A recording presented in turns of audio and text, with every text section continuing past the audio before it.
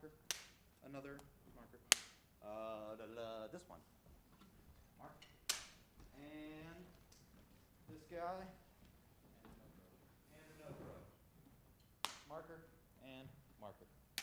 Great. Thank you, everybody. Have a great show. Have fun. Yeah.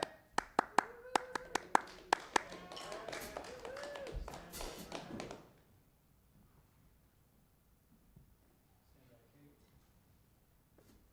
Bring Brad up. Brad, go. Hey, hello, Barn Burners. Good to have you with us on Red Barn Radio. I'm Brad Becker. We continue to celebrate the 20th season of Red Barn Radio, and tonight we welcome you to show number 778. Our guest this week has been a go-to keyboardist for this region for now approaching 5 decades. The immensely talented Lee Carroll has a fascinating history in the music business. Following a considerable time away from music, Lee thankfully returned to the scene feeling, he says, like a kid with fresh ideas and a brand new outlook. See the Beat is a big part of that. Here on the Red Barn stage, joining Lee Carroll is Robert Framm, Tripp Bratton, Thomas Usher, and Jonathan Barret, 4 of the region's finest players. Welcome, See the Beat, to Red Barn Radio.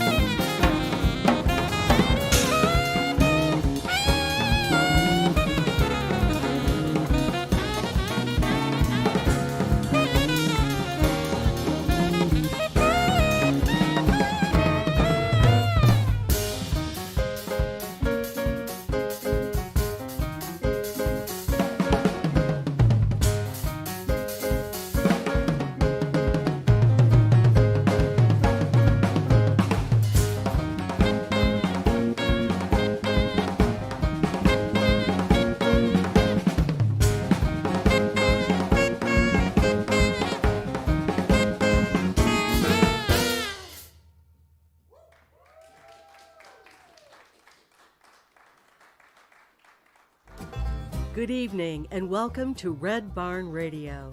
Wherever in the world you're listening, welcome to Roots Music Southern Style. Thanks to WEKU, Red Barn Radio's official radio partner, NPR for Central and Eastern Kentucky. Listen online at weku.org.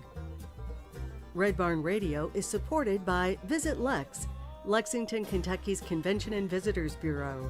More information on what Lexington has to offer is at visitlex.com. LexArts, Lexington, Kentucky's premier cultural development, advocacy, and fundraising organization, working for the development of a strong and vibrant arts community as a means of enhancing the quality of life in Central Kentucky. Follow Red Barn Radio on Twitter and like us on Facebook.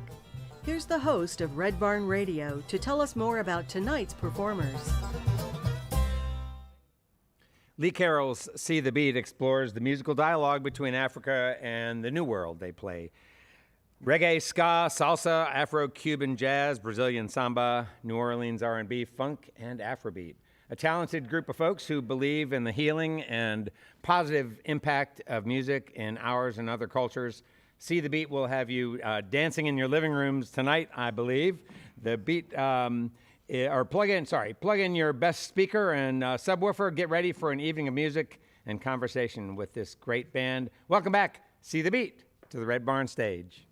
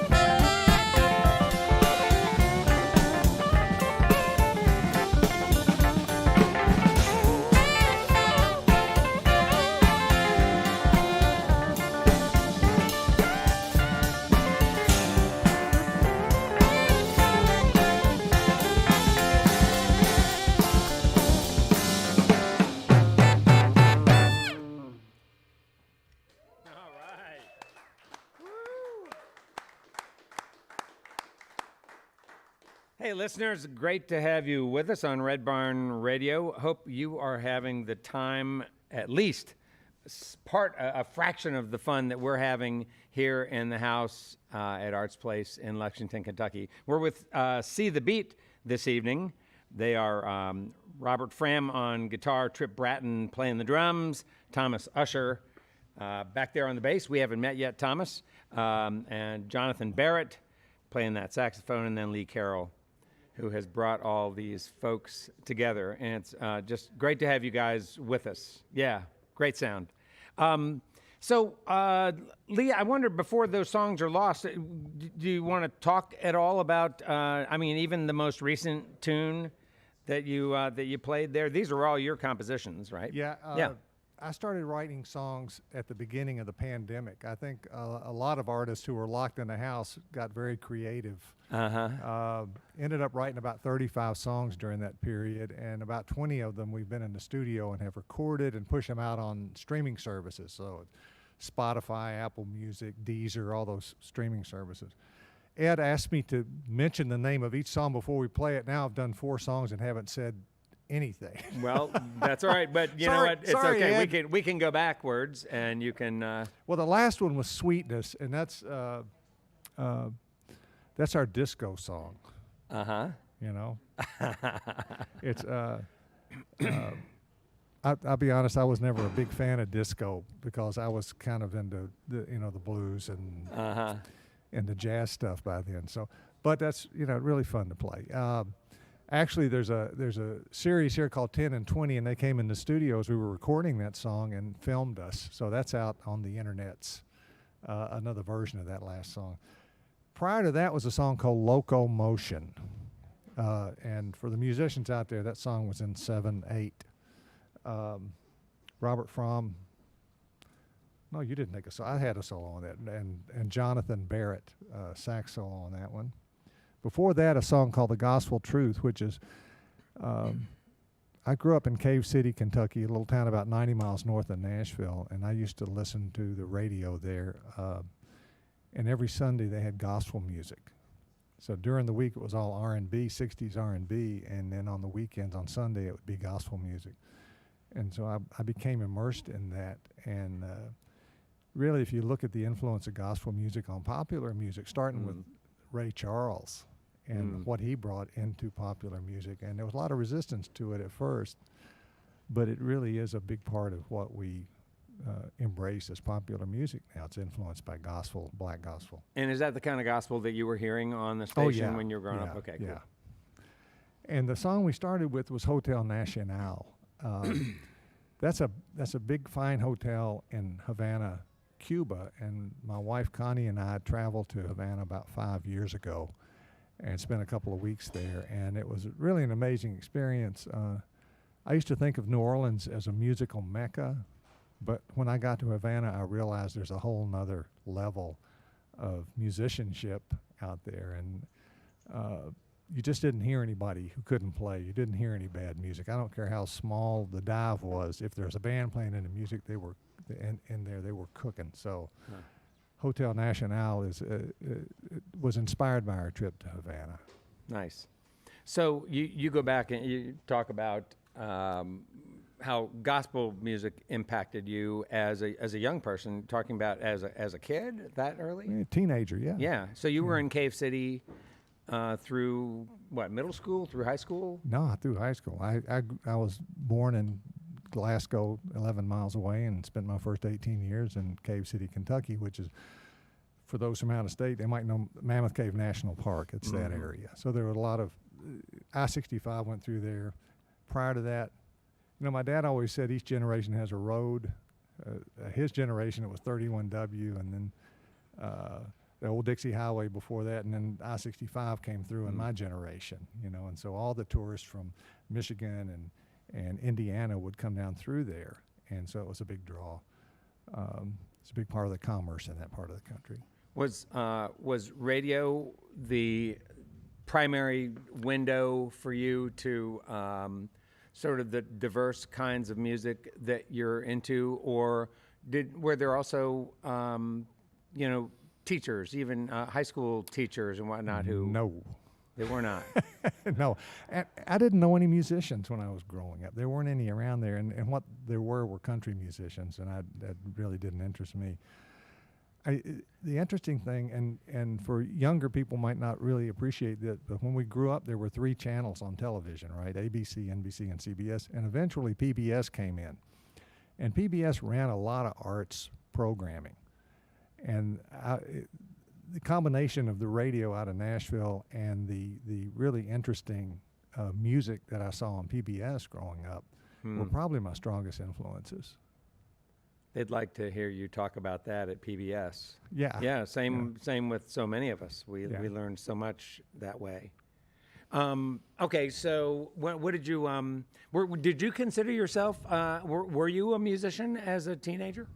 I started playing when I was 15. Okay. Somebody showed me something on the piano, and I never stopped. So, I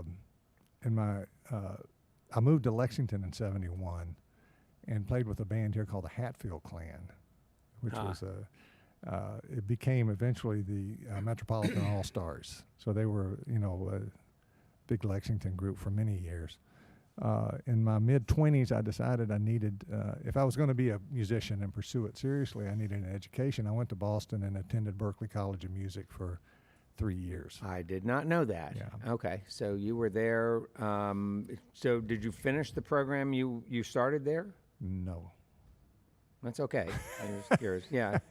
Well, unless you're going to go into academics, a degree in music really doesn't count for much. It's really how you can play. So I studied jazz composition and arranging there, and then hit the road with a jazz fusion band. We had a jazz fusion band called Fly By Night.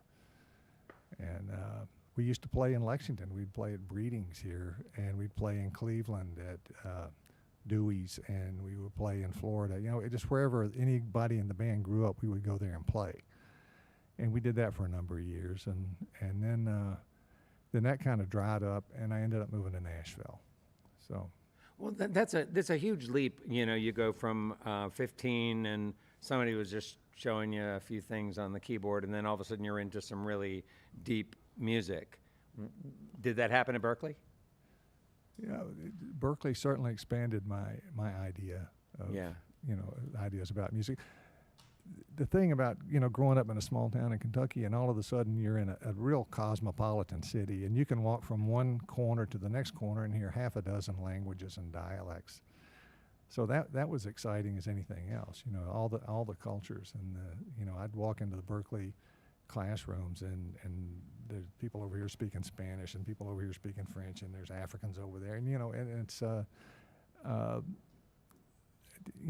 that was an inspiration because it opens you up to all kinds of music. Tell me about your parents and their impact on you with music. My dad liked country music. Uh-huh. And on occasion, my mom and dad would go to Nashville, and Mom called it the Grand Ole Opera. Ah, nice. They'd go to the Grand Ole Opera. One time I asked my dad, I said, you're going to go to Ernest Tubb record shop down in Nashville. Bring me something. And I gave him a list of stuff.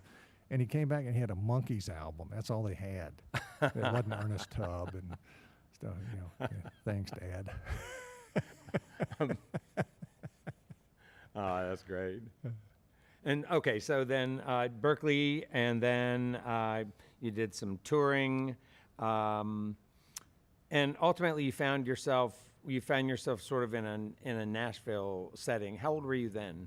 I hit Nashville when I was 30. Okay, so that's not that much further along. Yeah. And why'd you do that? Well, the band I had, the jazz fusion band, we were starving to death, and the guys in the band pressed really hard, and they wanted to be like an 80s MTV band. And so we made the switch, and I realized that that's not what I wanted to do. We all got funny haircuts and cut the sleeves off our T-shirts and jumped when we played, and it was like, hey, I'm out of here. So at that time, the music centers were Los Angeles, New York, and Nashville. And Nashville was close to home. So I thought, well, I'll try this. So I moved. I knew a couple of people here in Nashville, and hopped in my car and went down there. And 9 months later, I got very lucky. I got a job playing piano for the Judds. Ah. So. And was that a great opportunity? And was that creatively a good opportunity for you? You know, when you're a side man, every 18 months they hand you a record and say, learn this. So you're not, at that time especially, you weren't involved in the creative side of things. You know, they used, the producers used the same 10 or 15 guys to make all the records in Nashville back in the, 90s, 80s and 90s. So it was a great experience, to be out on the road professionally playing 125 one-nighters a year, and the Judds were great folks to work for. Eventually, the Kentucky band Exile asked me to join the band, so I became a member of Exile. For how long? 8.5 years. All right. And so was that during their hit producing time? When I joined the band, they had 10 #1 country hits already. And prior to that, they had a big pop hit with I Want to Kiss You All Over back in 1978. So I joined the band in, let me think about this. I think it was probably 86, maybe, 1986. And we had one more #1 country hit. Had a couple of other smaller hits and went through a lot of ups and downs and changed record labels. Over the course of that tenure, I did 3 records. I did one on Epic, which was a subsidiary of CBS at the time, which eventually was purchased by Sony. And I did 2 on Arista. Funny thing in Nashville, once Garth Brooks had hits, all the record labels started rushing to Nashville and opening subsidiaries. And we got signed to Arista Records there. Oh, wow. We're going to get back to some more conversation with Lee Carroll and also meet the other members of the band. Thanks, Lee. And so glad to have you guys with us. Let's get back into it. Lee Carroll and See the Beat.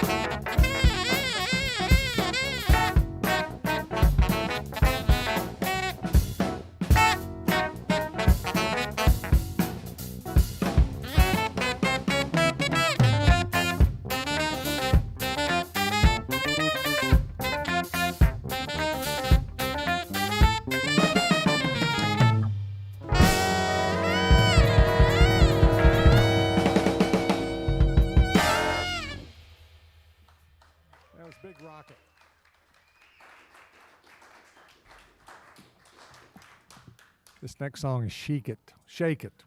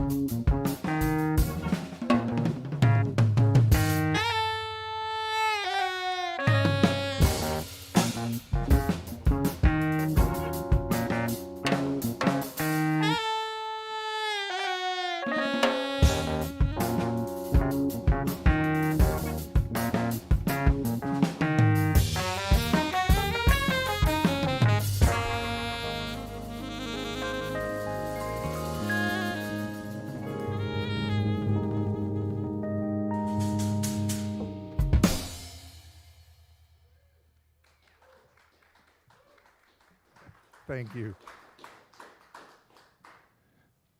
This next song is called Number 19. Don't ask.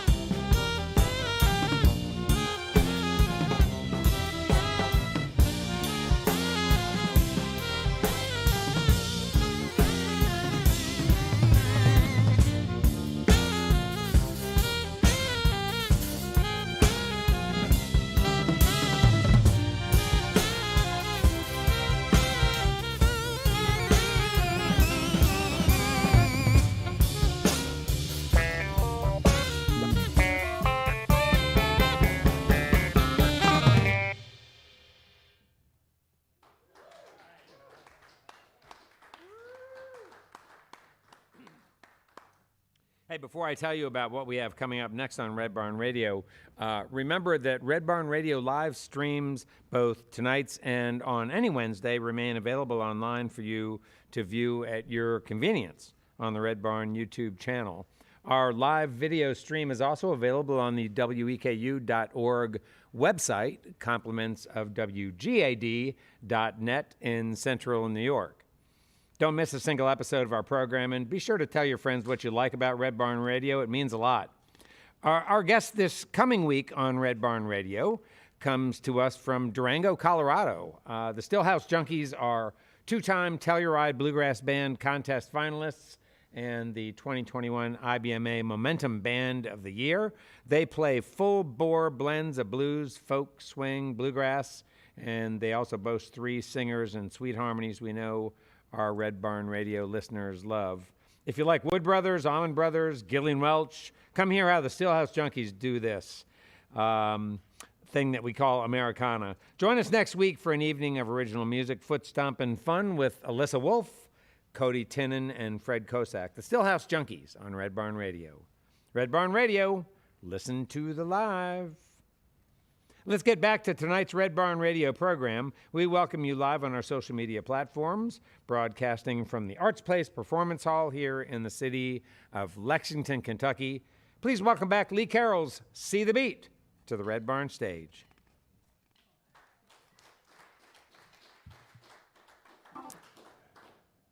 Yeah, I'm going to say that a lot of our music is influenced by the percussion, the drums of Africa. It's influenced all Western popular music. So here's a good example of that. This is a reggae tune called Marley's Ghost.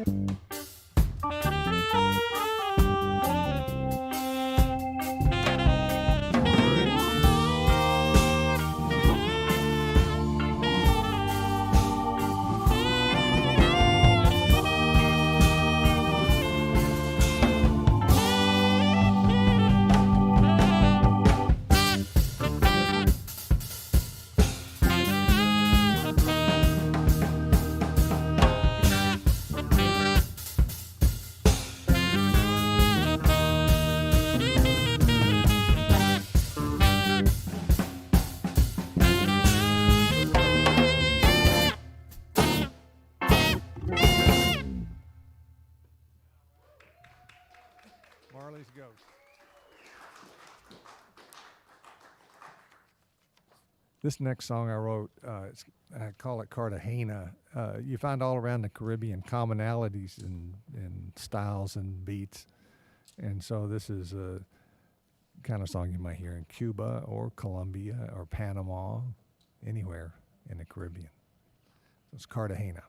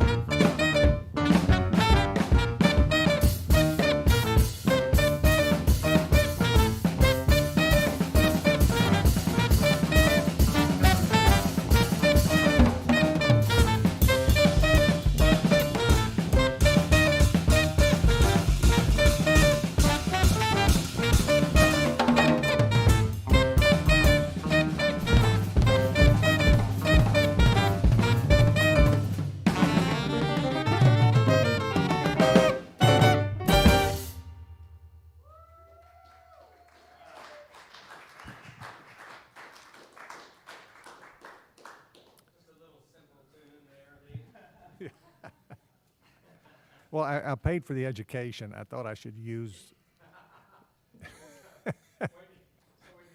So when you say that during the pandemic you wrote, 30 to 35 tunes. Yeah. I mean, this does not seem like the kind of tune. That last tune doesn't seem like the kind of thing that you just sort of sat down and scribbled out? off. Yeah, right. I wasn't going to use that phrase Yeah. exactly, but Well, I'll tell you a little story. do.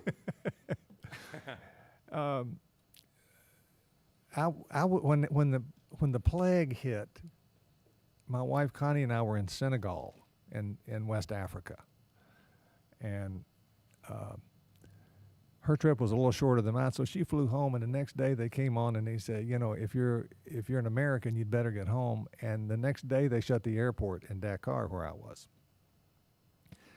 After about 24 hours of really crazy driving around Dakar, trying to reach the embassy, my wife calling Mitch McConnell's office trying to get help, me calling the State Department because I had a friend that had that number.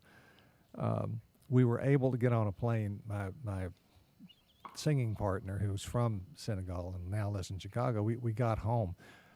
But when we left, there were 4 cases in Senegal and 8 in Kentucky, so the plague really hadn't hit. Nobody knew what was coming. But when we came home, it was post-apocalyptic America. You couldn't get closer than 20 feet from your neighbor. You'd walk down the sidewalk and you'd call them and they'd step out on their porch and you'd say hi. I mean, it was terrifying to come home to that.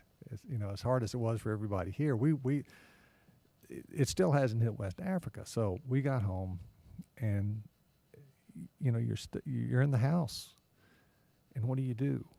You can feel sorry for yourself, or you can apply yourself. So my wife Connie worked full time through it with Zoom, and kept her business going. And I'm sitting there, and I'm a musician. So like I said earlier, the creative people who are locked in their house are going to create, and that's what I did during that period of time. Wow. And so were you doing that with other people? Like, were you Zooming as well? And No. bouncing ideas off of other people? Technology is limiting as far as working together in real time remotely. Yeah. Because the lag, and so I just would sit at the piano at home and write. Sometimes I would do things that would drive everybody crazy. I had one song, we call it the Ding Ding song, because it's like.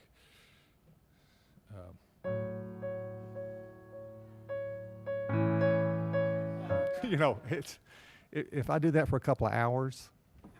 Well, how convenient that Connie is actually in the house here. We can ask her what it was that drove her crazy about that. It was time a Ding with Ding you. song. It was But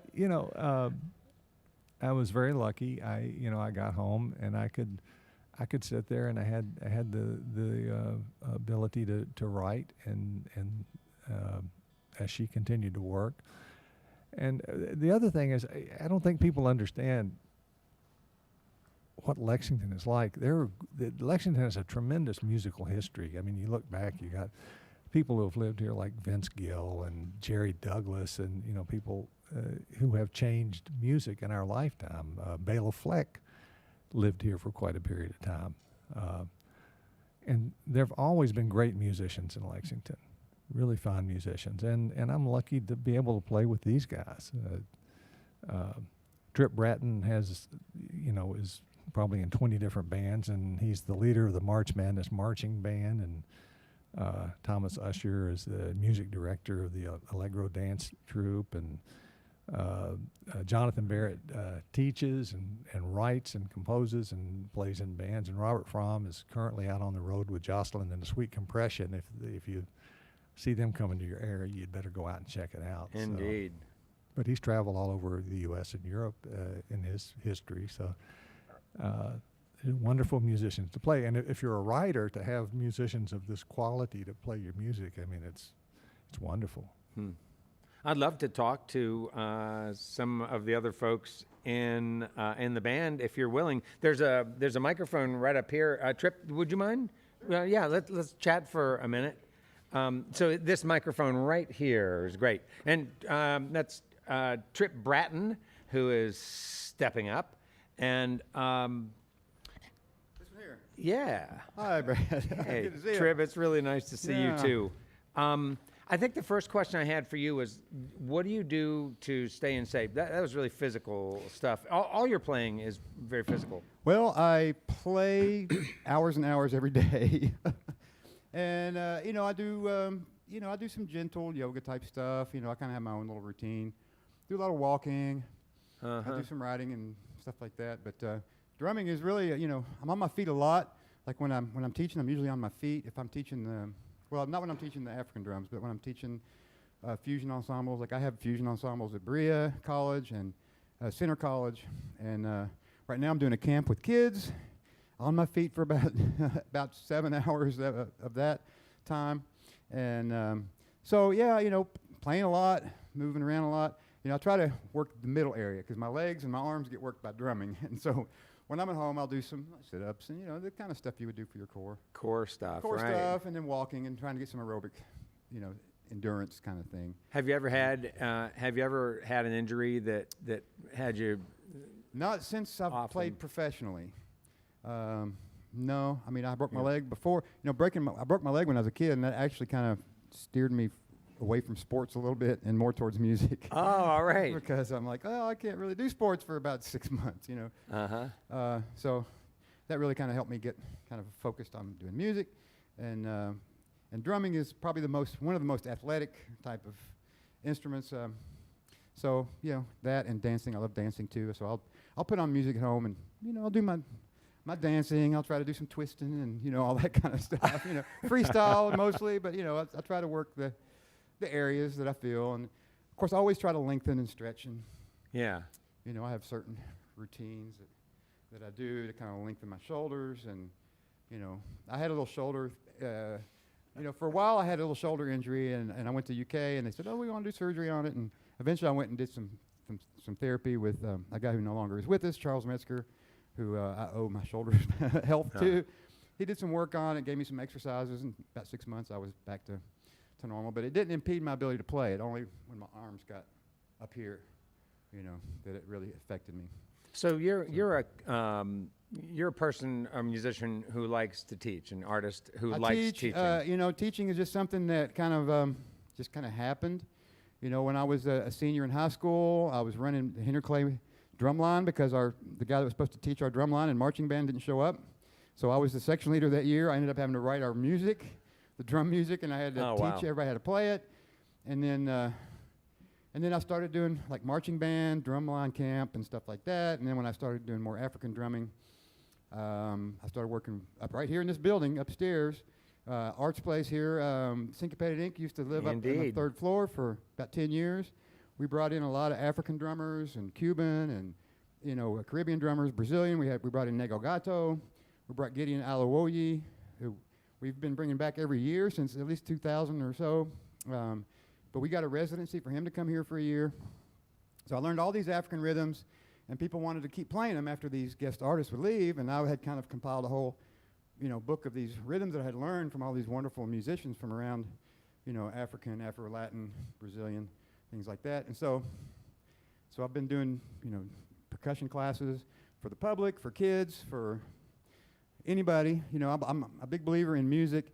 I went to Ghana back in 2008, and it just struck me how, like, kids do drumming as kids here will do soccer or sports or whatever. Every neighborhood you go to, every little village, kids would come out and they'd bring their drum and they'd give you a welcome drum and dance, kind of ceremony everywhere. And so I'm a big believer in trying to share that with kids. And actually, I'm working with Lexington Parks and Recreation now to start a youth drumline here in town. So look out for that in the fall, hopefully in the fall.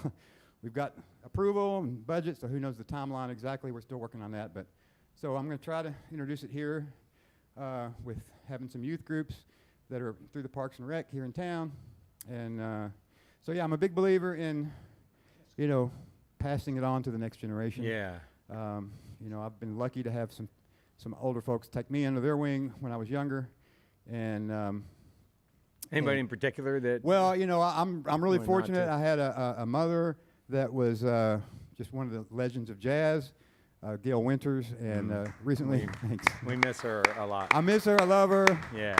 Love you, Mom. And you know, so I had jazz musicians coming around the house all the time, and folks of all types. You know, we had Duke Madison, we'd have Jim Rankin, we'd have Mike Allen, we'd have all Boogie Morton, we'd have all these great musicians would come in, all these folks, and I got to watch how they were with each other and how they jammed and how they would teach each other how to arrange these songs and all that kind of stuff, and it just kind of seeped in. Yeah.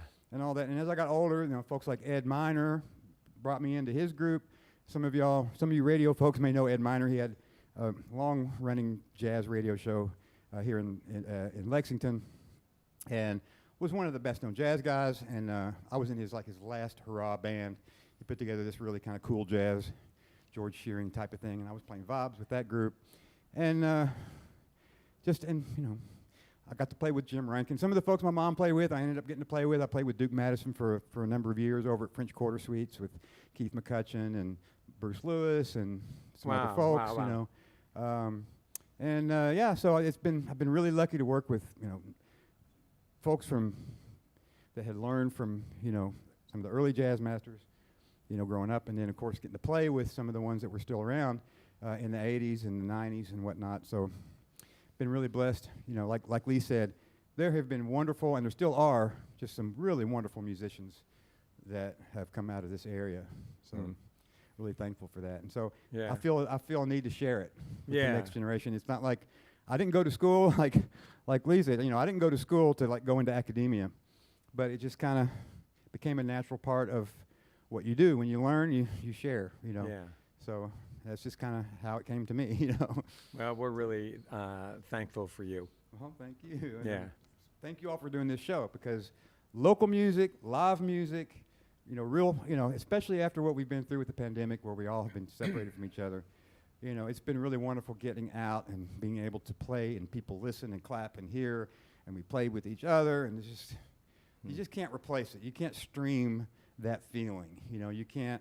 I mean, it's wonderful that we have all this. It's wonderful we have all the streaming. You can watch any video ever made. You can listen to any song ever made. But there's something really super precious about here and now, in the moment, music that you don't know what's coming next, and it's going to happen in front of you. That's why I love jazz so much, too. Yeah.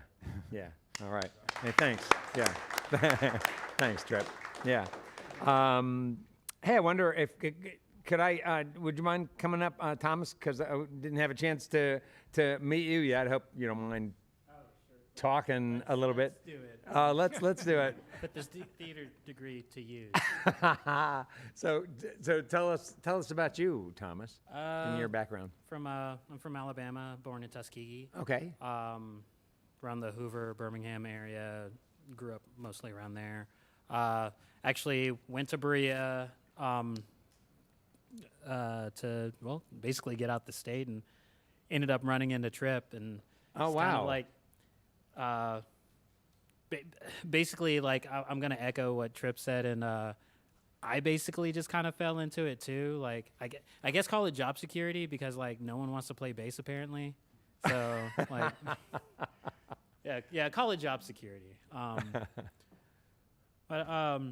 Yeah, actually after graduating from Berea, I kind of hung around for a little while too long, and then Hung around here in Lexington. I hung around in Berea. Okay. I had my staying on Kung Fu Mountain phase. Where you gotta do your push-ups and stuff, and Okay. do your horse dances and get your 100 kicks in per day.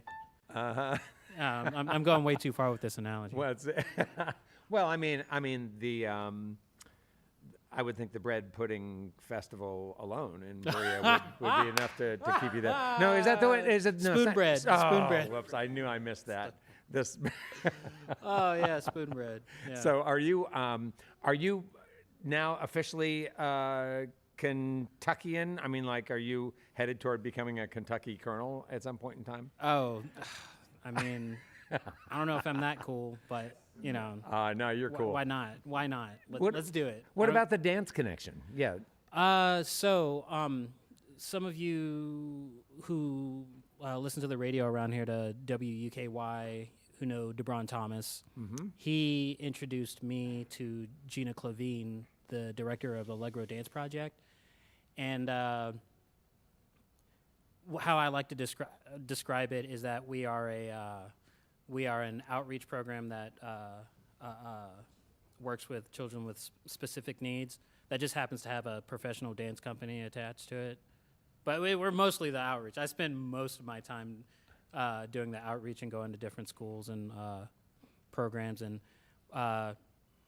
we just dance and play music with kids and just like kind of goof around. I love it.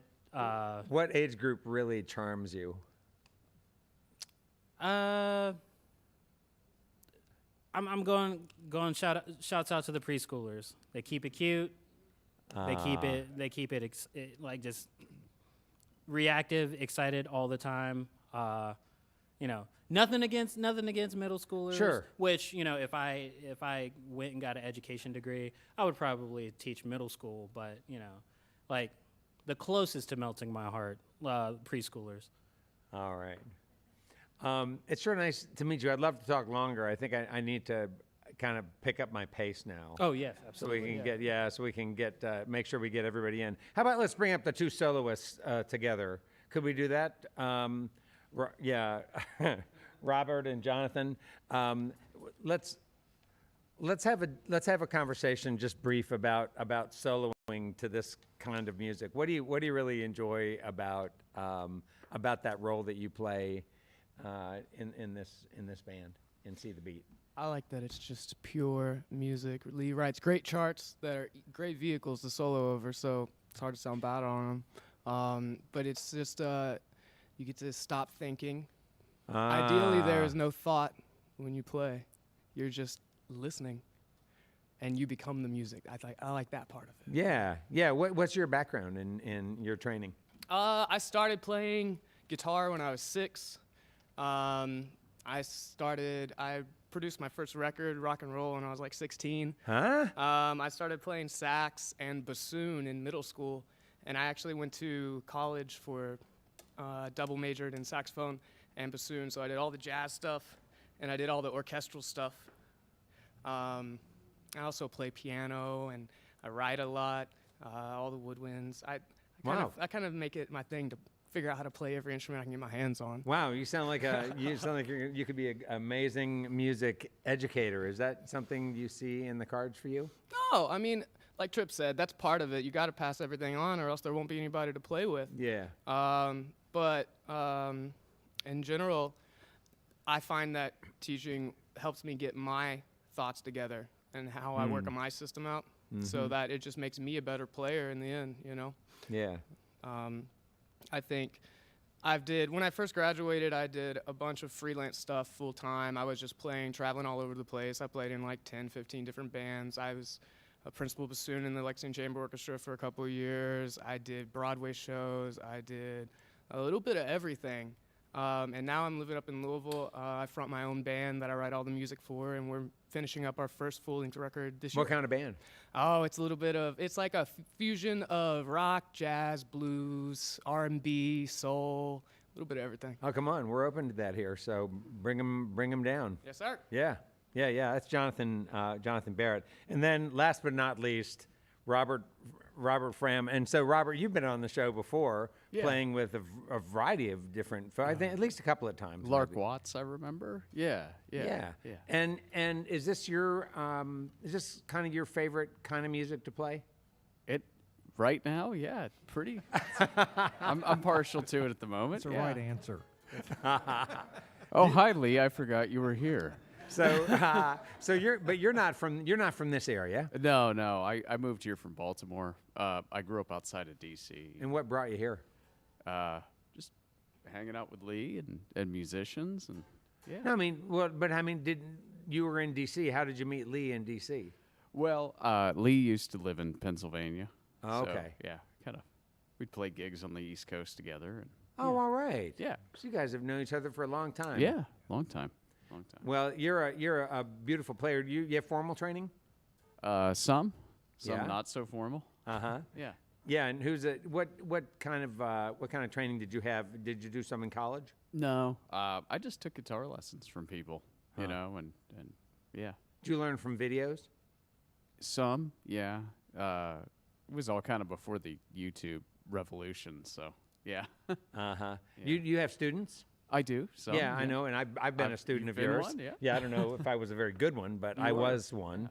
And have you developed your the art of doing good sort of video instruction? Oh, not at all. No. Really? No. Do you want to, or are you just really like to do it in person? I like to teach in person. Yeah. Yeah. Yeah. Yeah. I don't mind doing it online, but mastered? No. I haven't mastered it. Yeah. Well, it's great to see you again, and thanks for the music. It just sounds wonderful. Thanks, Brad. Yeah. Okay, so before we I do want to wrap up in some way with you, Lee, before we get back to the music. I guess just had so many questions I was going to ask you. I'm going to have to just choose the very best one now. Yeah, I guess it would have to be about pizza. No, you no. So That's not the best question. no, but you elected. So I think so you decided at some point in time that you needed to get away from it. That you needed to get away from what you're doing from music, not necessarily from the beautiful stuff that you have going on here, but you needed to get away from the sort of compromising musical territory that you were in, maybe in Nashville. Okay, and at some point in time, No, I'll talk about that a little. yeah, do. After 26 years of playing and making decisions to try to figure out how to make a living moving forward, you know, and after a while you start making one decision after another about not what is in your heart and what you love to do, but what you think will sell. That kind of drives Nashville. I was in Nashville. I was playing. Exile was losing their record deal after I'd been with them 8.5 years. And we looked at each other and decided to close the band down while we still had some dignity, because the revenues were going down, and it looked like what we had ahead of us was county fairs and Yes. honky tonks. You know, Right. after playing arenas and festivals and, you know, having a pretty good run at it.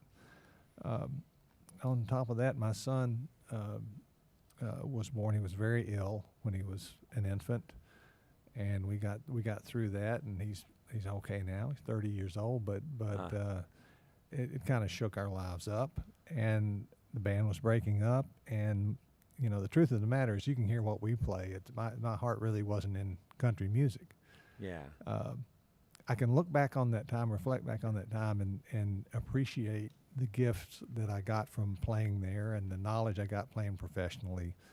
But long term, it really wasn't an option for me. And I had a chance to go into business and sleep in my own bed every night and raise my son, not knowing at that point, you know, how many years he would be here. We had some, like I said, we had difficulties with him. And so I made that choice to be with my family, to pursue business, and to sleep in my own bed every night. And that's why I left Nashville. So I didn't play piano for 10 years because I picked up and moved to Pennsylvania, didn't know anybody, and had a business to start. So 10 years into it, a friend called up and said, let's go out and grab a beer, you know. And he said, there's this place downtown, there's a blues jam. So we found this place in Harrisburg, Pennsylvania called the Hotel Lochiel. And we walked into the place, and there's a long bar, and there's African-American couple, and then there's a lady in a great big fancy hat, and then there's a couple of bikers. I mean, it was total mixed crowd. And it was a weekly blues jam. They had a Hammond organ on stage, a set of drums and amplifiers, and people would sign a list and go up. I hadn't played in 10 years. But I'm sitting there and had a couple of beers, and the last song of the night, I walked up and I said, nobody's playing, can I sit in? And they said, okay. And I sat down at the Hammond organ and played the last song with them, and I was leaving the stage, and the guy said, where have you been? So it's kind of a backwater, you know, Harrisburg, Pennsylvania. And I guess playing music is kind of like riding a bicycle. You know, once you have the skill, you always have it, you know. So Mm-hmm. I started playing music again, and I woke up and I realized that, you know, it's like I'm 16. It was the same joy of playing when you're a kid and you're learning how to play, and yet I can play. I'm not playing like a 16-year-old anymore. So I promised myself that I would never play music that I didn't like. I would never play for people who weren't there to listen to the music, and I would never play for people who weren't nice people, you know. And it's just been a joy ever since. Wow. Oh, great. Lee, it's been great having you here, and we've talked about this for a while, and finally it happened. So Yeah, I love you guys. I love what you do. It's really important what you do.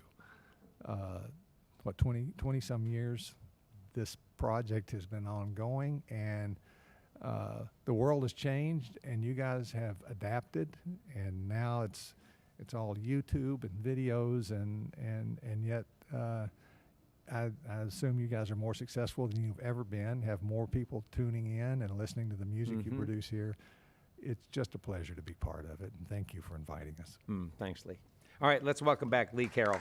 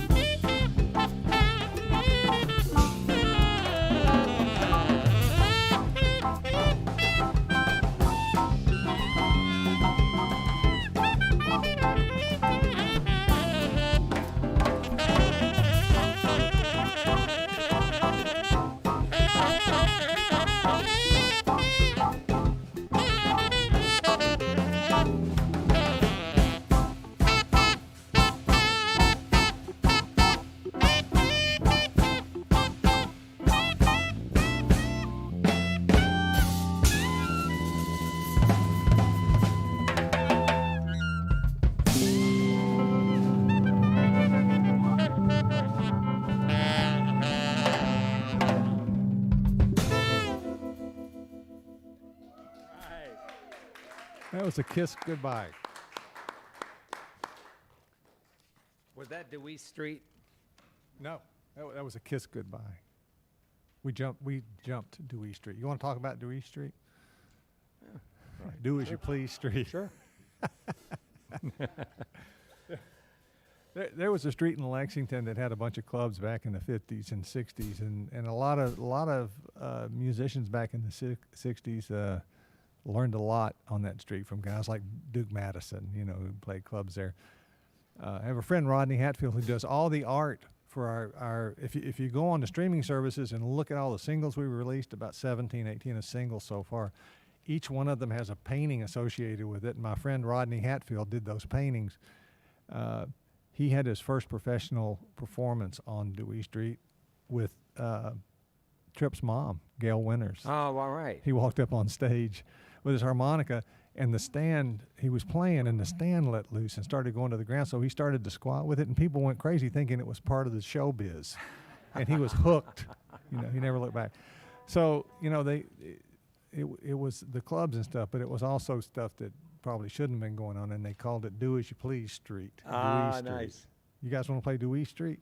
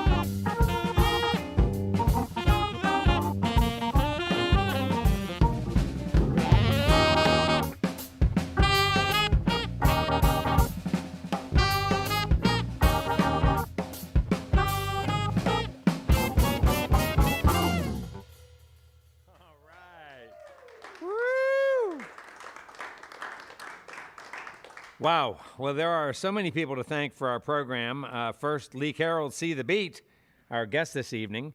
We're ever grateful for our volunteers and staff who make our production happen so beautifully each and every week. That's John and Matt and Kate and Forrest and Melinda and Eric, and of course, our producer upstairs, Ed Commons. And we want to thank all of you listening to our webcast, those of you in the house tonight, those of you watching us on YouTube, Facebook, and Twitch, and those listening to us on the network of Red Barn stations and media worldwide. Thanks to WEKU, Red Barn's premier radio partner, NPR for Central and Eastern Kentucky. Listen online at weku.org. It's your chance to hear more great live music from Red Barn Radio and WEKU. Those of you here in the Central Kentucky area, you got to be sure to check out Red Barn TV.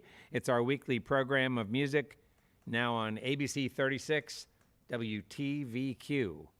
Red Barn Radio comes to you from our home, the Arts Place Performance Hall in downtown Lexington, Kentucky. Our website has updates and further information on our guests and our program. We're on the web at redbarnradio.com. And now, once again, please welcome back Lee Owen. Sorry. Lee Owen. Why did I say Lee Owen? Let's welcome back Lee Carroll and See the Beat. Can I throw in a plug? Oh, you absolutely can. Okay. If you want to hear our music streamed, it's the letter C, See the Beat. And Yes. it's on all the streaming services. The other thing I want to throw out there is that my wife and I have a nonprofit. We bring musicians from other cultures to Lexington. It's called Green Room Exchange. And if you'll go online to greenroomexchange.org, you can get a little taste of what we've been doing. And the guys in my band here are involved in many of these projects too. So. And did we attend something like one of your events down I hope at the so. Pam Miller Art Center, and also it may be at TD's? Yeah. Yeah, we All right. had Ziamora Laugert from Havana and her son Axel. We've had Gideon Alawarye and his Africania dance and drum troupe come and stay every year. He's through here every year. Alioune Gassé from Senegal came, and Numakunda Sissoko, the kora player, a couple of years ago and performed here. And in fact, in August, I've been working on a record with Alioune for 2 years. I've been to Dakar twice, and we're nearing completion of the record, and we're going to have a CD release at the Pam Miller Downtown Arts Center on August 28th, Saturday, August 28th. So please All come right. Wow. Well, that's great. We have a great city, and you're so much, you're a big part of that. So thanks you all for being here. And can you do one more for us? Oh, please. All right. All right. Lee Carroll and See the Beat.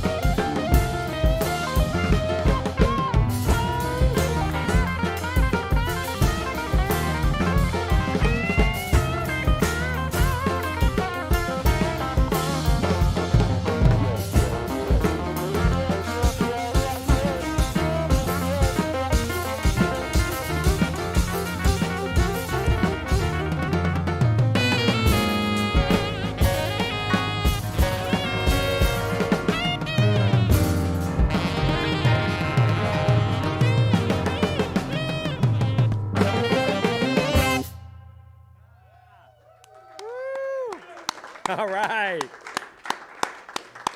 Wow. Well, that's all for our show for this week. You can see and hear Red Barn Radio worldwide as we stream live on the web on YouTube, Facebook, and Twitch Wednesdays, 7 p.m. Eastern in North America. You can also listen to archive performances on Spotify and iTunes, and you can watch mountains of video on the Red Barn Radio YouTube channel. Hey, and remember this, every like, comment, share, and subscribe helps bring Roots Music Southern Style to your neck of the woods. And finally this, if any of our featured artists are performing in your area, go out and hear them live. They need you now more than ever. Now from all of us here at Red Barn Radio to all of our friends worldwide, keep working together to be safe and healthy. And until next time, good night from Red Barn Radio.